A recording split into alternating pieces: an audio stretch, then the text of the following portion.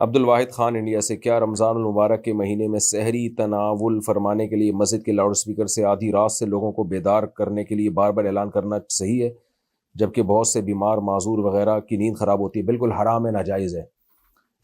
رمضان میں یہ بہت گڑبڑ شروع ہو جاتی ہے، بھونپو لے کے نا لوگوں کے کان بجانا شروع کر دیتے ہیں۔ آج کل سب کے پاس الارم والی گھڑیاں ہیں، موبائل ہیں، اور ایپلیکیشن آسانی سے ڈاؤن لوڈ ہو جاتی ہیں۔ گوگل پہ لکھیں سحری کا ٹائم پتہ چل جاتا ہے۔ تو خدا کے لیے لوگوں کو عذاب میں نہ ڈالیں، میں خود بھگتا ہوا ہوں ان مصیبتوں سے۔ ڈھول لے کے بھونپو لے کے پہنچ جاتے ہیں، 3 بجے سے جگانا شروع کر دیتے ہیں۔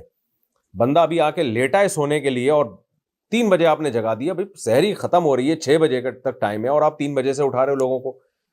وہ کہتے ہیں ہم بھائی کیونکہ ہم اس علاقے سے اٹھاتے جائیں گے تو وہاں تک 2 گھنٹے بعد پہنچیں گے، تو ابھی سے اٹھانا شروع کر دیا۔ اور مسجد والے بھی ایک عجیب سسٹم کھڑا ہوا ہوتا ہے کہ وہ بھونپو لے کے شروع ہو جاتے ہیں۔ تو سحری کے وقت سے 20-25 منٹ پہلے، آدھا گھنٹہ بہت ہو گیا، پونا گھنٹہ پہلے زمانے میں کچھ اعلان ہو جایا کرتا تھا سحری کا وقت ہو گیا جاگ جائیں۔ اب اس اعلان کی بھی ضرورت نہیں ہے، سب کو پتہ ہے سحری کا وقت ہو گیا، جس نے روزہ رکھنا ہے وہ رکھ لے گا۔ آپ لوگوں کی نیندیں خدا کے لیے خراب نہ کریں۔ تو یہ آپ نے میرے دل کی بات مجھ سے پوچھ لی ہے، تو اللہ ہدایت دے۔ نبی صلی اللہ علیہ وسلم نے فرمایا المسلم من سلم المسلمون من لسانہ و یدہ، مسلمان وہ ہے جس کی زبان اور ہاتھ کے شر سے دوسرے مسلمان محفوظ۔ مسجد کے بھی کوئی آداب ہوتے ہیں نا، کہ آپ بھونپو لے کے بس لوگوں کے کان پھاڑتے رہیں بیٹھ کے۔